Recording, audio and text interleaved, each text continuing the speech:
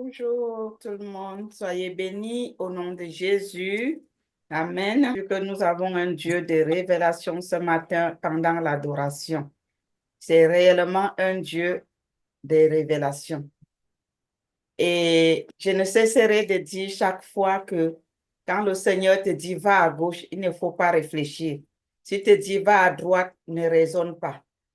Prends seulement le chemin et tu verras sa gloire au bout.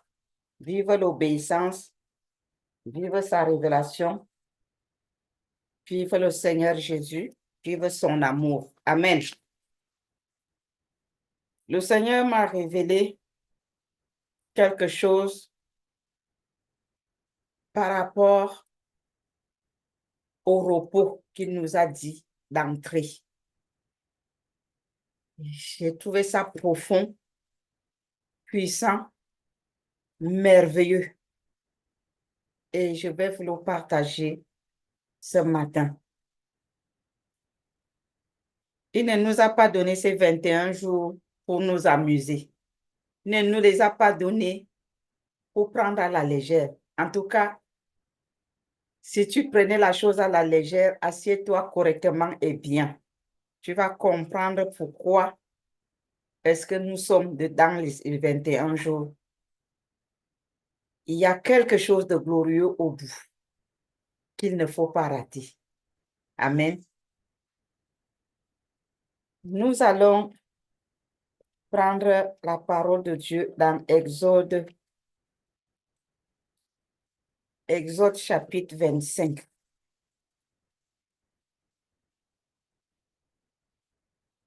Seigneur, nous te prions ce matin d'ouvrir notre entendement. Nous te prions ce matin, Seigneur, d'ouvrir notre entendement. Papa, révèle à tous ceux qui vont entendre ta révélation à travers ma bouche. Révèle la profondeur de ta parole, la profondeur de ce message, la profondeur de ce que toi tu m'as donné pour leur transmettre. Fais comprendre à chacun la chose comme tu l'as fait avec moi. Parce que lorsqu'on comprend, Seigneur, on peut facilement obéir. Mais lorsqu'on ne comprend pas les choses, on peut passer à côté. Mais je prie que tel ne sera pas le cas, personne ne passera à côté. Tous ceux qui entendront cette révélation à travers ma bouche, Seigneur, rentreront dans leur repos. Au nom de Jésus-Christ. Amen. Dieu est un Dieu d'alliance. Et lorsque nous regardons dans sa parole,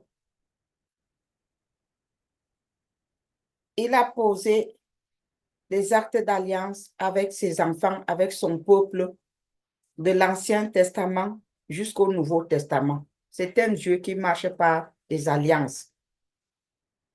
Quand il te dit de faire quelque chose, si tu fais cette chose, eh bien, il accomplit des merveilles pour toi à la suite. Mais si tu ne fais pas, c'est toi qui passes à côté. Amen.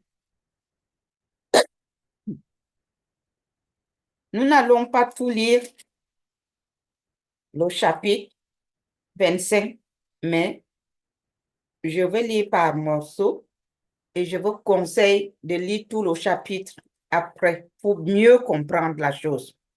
Parce que Dieu avait demandé à Moïse de construire son tabernacle. Cependant, il lui avait donné des instructions. Il lui avait donné le plan et ce que le peuple devait faire. Il a donné des instructions à Moïse pour construire le tabernacle. Il s'est accordé avec Moïse sur ce qu'il devait faire et comment il devait le faire. Il y avait un objectif à atteindre. Moïse devait obéir aux instructions du Seigneur. Oui, c'était quelque part une alliance que Dieu était en train de conclure avec Moïse pour qu'il soit présent au lieu du rencontre. Parce que ça devait être, c'était un lieu de rencontre. C'est là où il devait se rencontrer avec lui pour répondre aux besoins et aux attentes de Moïse par rapport à son peuple Israël. Et c'est là où il devait aussi lui donner des instructions, la direction pour la vision qu'il lui a donnée de conduire son peuple. Et dans ce passage d'Exode 25, Dieu a dit clairement à Moïse ce qu'il voulait pour construire le tabernacle et les offrandes précises que les enfants d'Israël devaient apporter pour bâtir ce tabernacle. Comme pour dire, une vision ne marche pas seule. Dans une vision, il y a toujours des gens que Dieu suscite pour accompagner le visionnaire. Un visionnaire ne marche pas seul pour accomplir une vision. Moïse était le visionnaire pour conduire le peuple, mais il ne pouvait pas bâtir ce tabernacle seul. Il a fallu que le peuple d'Israël apporte les offrandes, dépose pour que Moïse bâtisse selon le modèle que Dieu lui avait donné. Et c'est ce que nous sommes en train de faire pendant ces 21 jours, car nous avons reçu une instruction du Seigneur pour qu'on rentre dans son repos. Il faut respecter cette instruction, à savoir lui remettre comme offrande nos fardeaux, nos soucis, nos déceptions, nos trahisons, nos frustrations, toutes nos souffrances, maladies, oppressions, persécutions et tout ce dont nous souffrons. Ensuite, rentrer librement dans son lieu de repos, dans son sanctuaire, son lieu de rencontre, pour écouter sa voix, la direction qu'il nous donne pour préparer son épouse. Si nous-mêmes, nous ne sommes pas dans le repos, nous ne pourrons pas préparer l'épouse de Jésus. Dieu nous veut dans son repos et nous devons expérimenter ce repos maintenant, à partir de maintenant que nous sommes dans ces 21 jours. Je peux vous dire, et je sais que d'autres personnes m'ont téléphoné, m'ont laissé des voices qui sont en train d'expérimenter ce repos en ce moment. Pourquoi? Parce qu'ils ont suivi la direction que Dieu donne. Ils ont suivi les instructions que Dieu nous donne. En ce moment, je traverse des choses très difficiles. Je peux vous dire que je suis en train d'expérimenter le repos du Seigneur. Mais je vous dis, c'est merveilleux ce que le Seigneur est en train de faire avec nous.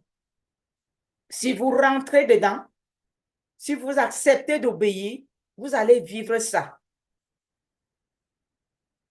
Non seulement ma mère spirituelle, à qui j'étais très attachée, nous étions très proches l'une de l'autre, et son départ ne me laisse pas indifférente. Mais en plus de cela, ma fille, parce que quand nous avons des enfants, tous ne sont pas pareils. Nous accouchons des enfants, mais nous n'accouchons pas des cœurs. Mais ma fille de cœur, mon enfant de cœur, en ce moment où je vous parle, je glorifie Dieu. Tout va très bien. Au nom de Jésus. Elle est sous dialyse. Et ça se passe bien au nom de Jésus-Christ. Ça se passe très bien au nom de Jésus-Christ. Mais qu'est-ce que je suis en train de constater? J'ai une paix profonde. Je n'ai pas d'angoisse. Je suis tranquille. Pourtant, j'ai des situations difficiles. Et les mêmes situations difficiles, lorsque je les avais auparavant, je sombrais dans la dépression. Je sombrais dans les angoisses. Je sombrais dans la tristesse. il y a quelque chose qui a changé. En tout cas, dans ma vie, je suis en train de vivre le repos du Seigneur, d'expérimenter ce qu'il nous demande de faire. Je suis entrée dedans. J'ai accepté d'entrer dedans. Je l'ai confessé comme je vous l'ai dit de faire parce que je l'avais fait et j'avais goûté, j'ai vu. Mais là, le Seigneur me fait découvrir que ce qu'il m'a demandé de faire, parce que j'ai accepté de le faire, alors je vais témoigner sa gloire. Je vous dis, ce ne sont pas des situations simples. Je n'ai pas de tristesse. Vous savez, nous avons la chair. Quand des fois, ma chair veut commencer à poser des questions, c'est comme si quelqu'un vient pousser ces questions loin de moi et je commence, une immense joie envahit mon cœur et je commence à dire, Seigneur, je te rends grâce parce que tu vas te glorifier. Je vous dis la vérité. Et je ne suis pas seule, il y a des personnes qui vivent aussi ça et qui m'envoient des messages, qui témoignent. Si vous n'êtes pas encore rentré dedans, je vous en prie, rentrez avant que la porte ne se ferme. Parce que Dieu nous a fait grâce pendant 21 jours. Tout le monde doit entrer dedans. Tout le monde doit entrer. C'est une alliance qu'il a faite avec nous. Regardez, je vais lire un peu. La construction du tabernacle. Exode 25, verset 1. L'Éternel parla à Moïse et dit, parle aux enfants d'Israël qu'ils m'apportent une offrande, vous la recevrez pour moi de tout homme qui la fera de bon cœur. De tout homme qui la fera de bon cœur. Pendant ces 21 jours, Dieu nous demande de venir lui offrir nos soucis, déposer nos difficultés, lui donner comme offrande les choses qui nous écrasent, le poids qui nous écrase, les fardeaux qui nous écrasent, les jougs dont nous sommes asservis. Il nous dit de lui donner ça comme offrande parce qu'il veut bâtir un hôtel avec nous, un lieu de rencontre avec nous, dans son repos. Mon frère, ma soeur, si tu veux continuer à porter tes bagages, comprends aujourd'hui qu'il te reste quelques jours. Tu as encore la possibilité de venir lui donner tes difficultés comme offrande à ses pieds. Il a dit, venez à moi, vous tous qui êtes chargés et fatigués, je vous donnerai du repos. Prenez mon joug car il est doux et léger, facile à porter. Donne ton joug là comme offrande ce matin au Seigneur. C'est lui qui a demandé. Donne-lui. Il veut bâtir quelque chose de glorieux avec toi. Nous sommes l'autel de Dieu, mais un autel qui a été détruit. Mais maintenant, il veut reconstruire cet autel. Il te demande d'apporter tes difficultés et de les lui déposer. Parce que lui veut bâtir un autel qui va parler dans ce monde, un autel qui va parler pour son église, un autel qui va parler en faveur de ta famille, de tes enfants, de l'église corps de Christ. Un autel qui va parler dans les nations. Tu ne peux pas être cet autel avec des bagages sur ta tête. Non, dépose-les lui. Sois libre. Si j'avais porté le deuil de ma mère, vous n'allez pas me voir ici ce matin.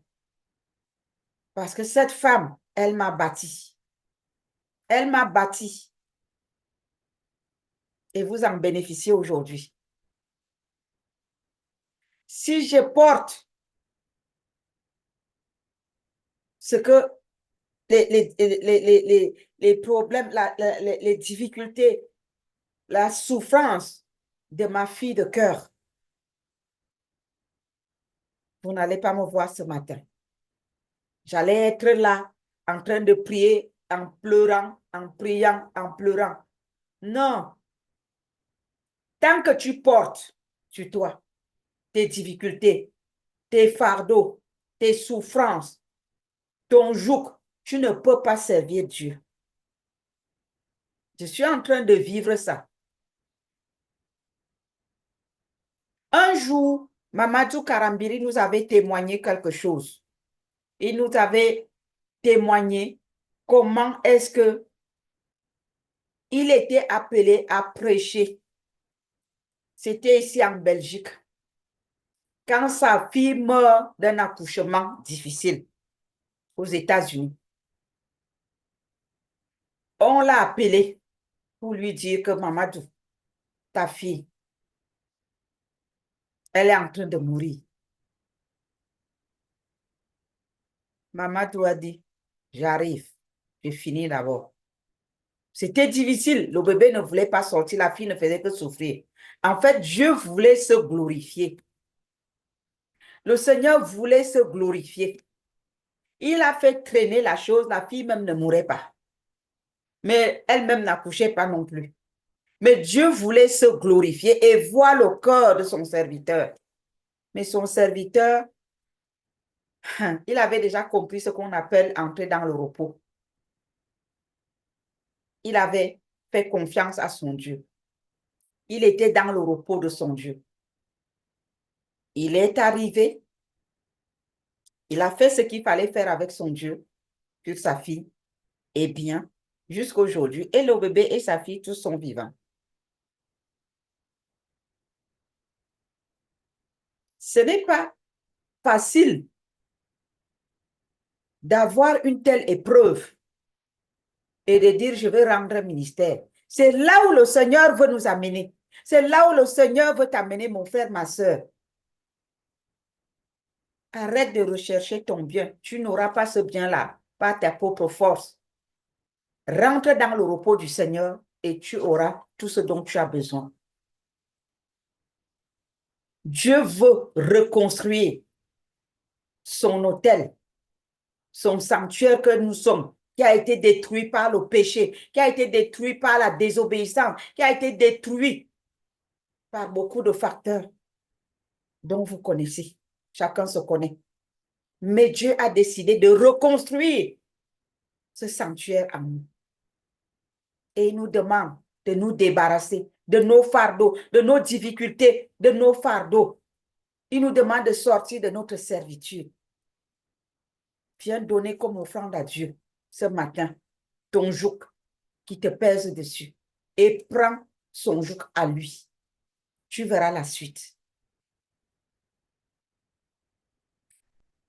Le verset 15 dit, Moïse monta sur la montagne et la nuée couvrit la montagne. La gloire de l'Éternel reposa sur le mont Sinaï et la nuée le couvrit pendant 6 jours. Le 7e jour, l'Éternel appela Moïse du milieu de la nuit. L'aspect de la gloire de l'Éternel était comme un feu dévorant sur le sommet de la montagne aux yeux des enfants d'Israël. Moïse entra au milieu de la nuée et il monta sur la montagne. Moïse demeura sur la montagne 40 jours et 40 nuits. Alléluia. Quand Dieu t'appelle dans sa présence, comme il nous a appelés là, si nous entrons dans cette présence-là, il y a une gloire qui nous envahit.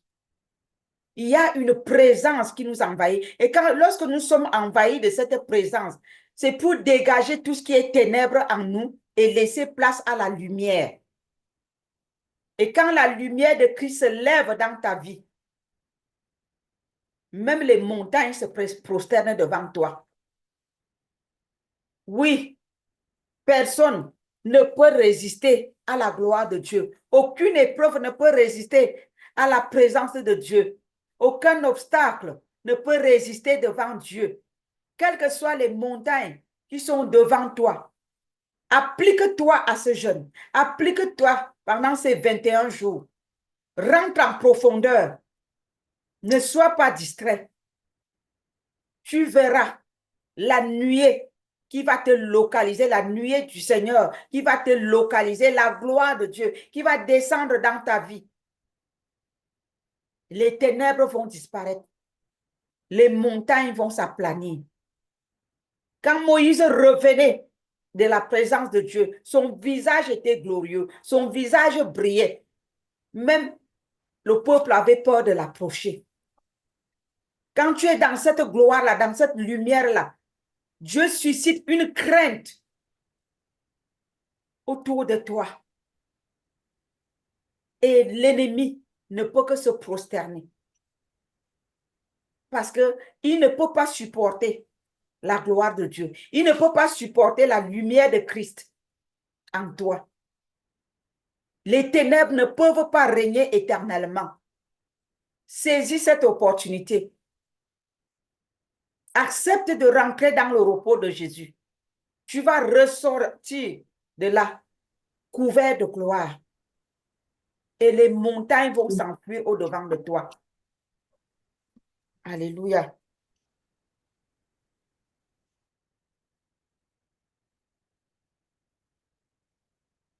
Le verset 10 dit, ils feront une arche de bois d'acacia. Sa longueur sera de 2 coudées et demie, sa largeur d'une coudée et demie et sa hauteur d'une coudée et demie. Tu la couvriras d'or pur. Tu la couvriras en dedans et en dehors, et il y fera une bordure d'or tout autour. Tu fondras pour elle 4 anneaux d'or et tu les mettras à ces 4 coins, 2 anneaux d'un côté et 2 anneaux de l'autre côté. Tu feras des barres de bois d'acacia et tu les couvriras d'or. Tu passeras les barres dans les anneaux sur les côtés de l'arche pour qu'elles servent à porter l'arche. Les barres resteront dans les anneaux de l'arche et n'en seront point retirées. Tu mettras dans l'arche le témoignage que je donnerai. Tu feras un propitiatoire d'or pur. Sa longueur sera de 2 coudées et demie et sa largeur d'une coudée et demie. Tu feras 2 chérubins d'or. Tu les feras d'or battu aux 2 extrémités du propitiatoire, mais fais un chérubin à l'une des extrémités et un chérubin à l'autre extrémité. Vous ferez les chérubins sortant du propitiatoire à ces 2 extrémités. Les chérubins étendront les ailes par-dessus, couvrant de leurs ailes le propitiatoire et se faisant face l'un à l'autre. Les chérubins auront la face tournée vers le propitiatoire. Tu mettras le propitiatoire sur l'arche et tu mettras dans l'arche le témoignage que je te donnerai. C'est là que je me rencontrerai avec toi. Du haut du propitiatoire, entre les 2 chérubins placés sur l'arche du témoignage, je te donnerai tous mes ordres pour les enfants d'Israël. Quand Dieu te donne une vision, quand Dieu te donne une direction, il te dit précisément qu'est-ce que tu dois faire. Mais maintenant, si tu ne le fais pas, est-ce que Dieu viendra te rencontrer comme il est écrit ici? C'est là que je me rencontrerai avec toi. Le Seigneur dit, prenez 21 jours de mise à part avec moi pour rentrer dans le repos. Si tu t'amuses avec ces 21 jours, est-ce que réellement tu entreras dans le repos? Il a fallu que Moïse respecte scrupuleusement tout ce que le Seigneur lui a dit ici pour qu'il vienne le rencontrer à cet endroit. S'il ne l'avait pas fait, est-ce qu'il allait le rencontrer? Nous voyons dans la parole de Dieu que à cet endroit-là, au lieu très saint, comme on appelle, c'est là où la canne d'Aaron avait poussé les bourgeons. En une nuit, un bois sec qui pousse les bourgeons pendant la nuit et en une seule nuit. C'est un miracle. Dieu voulait par là dire, ici, rien n'est impossible parce que tu as respecté mes commandements, tu as respecté mes instructions. Quelle que soit la chose, quel que soit ce dont vous aurez besoin, quand vous serez à cet endroit, à cette rencontre, j'y serai présent. Je répondrai. C'est ce que Dieu veut faire avec toi, avec moi aujourd'hui, dans son lieu de repos. Mais si toi, tu ne respectes pas les clauses, les conditions, les instructions qu'il a données pour que nous rentrons dans ce repos, est-ce que tu seras dans le repos, mon frère, ma soeur? Dieu est fidèle. Est-ce que vous êtes fidèle? Moïse a été fidèle aux instructions qu'il a reçues de Dieu. Voilà pourquoi la canne d'Aaron avait poussé les bourgeons en une nuit dans ce lieu de rencontre. Voilà pourquoi lorsque Moïse invoquait l'Éternel Dieu Tout-Puissant, le ciel s'ouvrait. Tu veux entrer dans le repos du Seigneur, mais tu ne veux pas suivre les instructions qu'il te donne. Mon frère, ma soeur, change de position. Aligne-toi. Il est encore temps. Il reste encore quelques jours. Règle tes pas.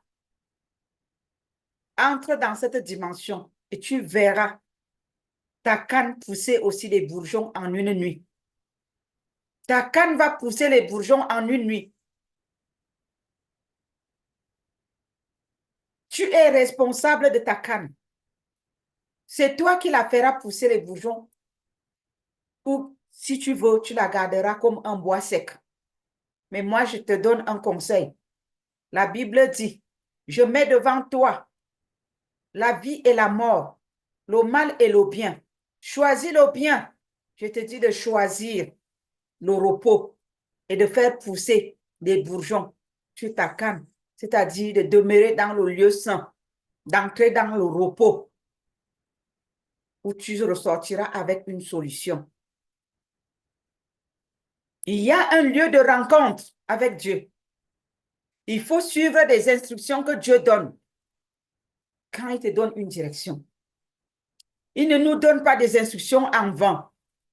S'il nous a donné ce temps de mise à part, c'est parce qu'il voudrait qu'on le rencontre. Il est placé quelque part et nous devons le rencontrer en ce lieu-là. Il nous veut dans son repos. C'est pour notre bien. Dieu ne vient pas au lieu de rencontre si on ne respecte pas ses instructions. Il ne vient pas au lieu de rencontre si l'autel n'est pas bâti selon ses caractéristiques.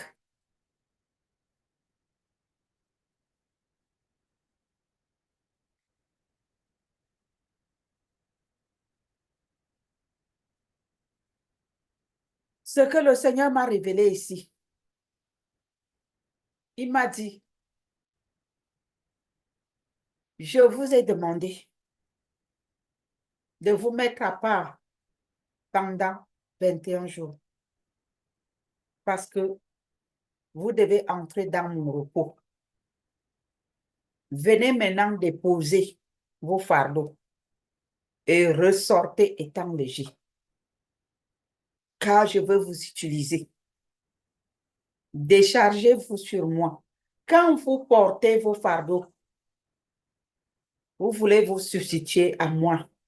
Vous n'êtes pas Dieu, c'est moi qui ôte vos fardeaux. Je veux vous rendre libre. Votre sanctuaire que j'avais bâti a été détruit. Je suis en train de vous reconstruire.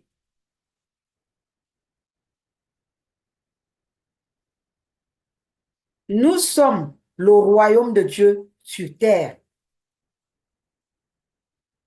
Nous sommes le règne de Jésus-Christ sur terre. Nous sommes ses autels. Ça veut dire que lorsque nous marchons, c'est Jésus qui marche.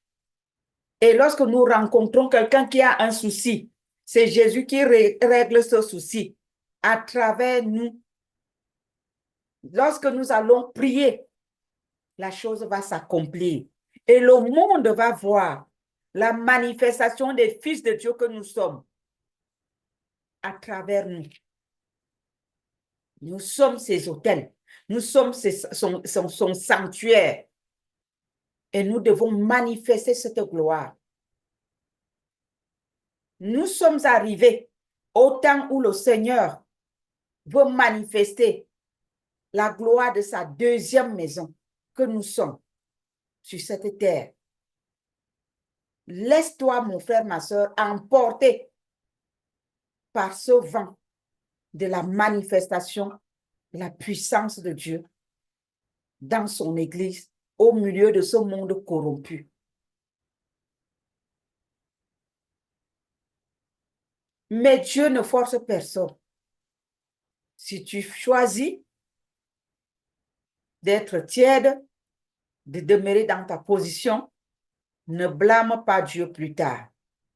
Il te donne une seconde chance aujourd'hui. Saisis cette opportunité. Sois une vierge sage.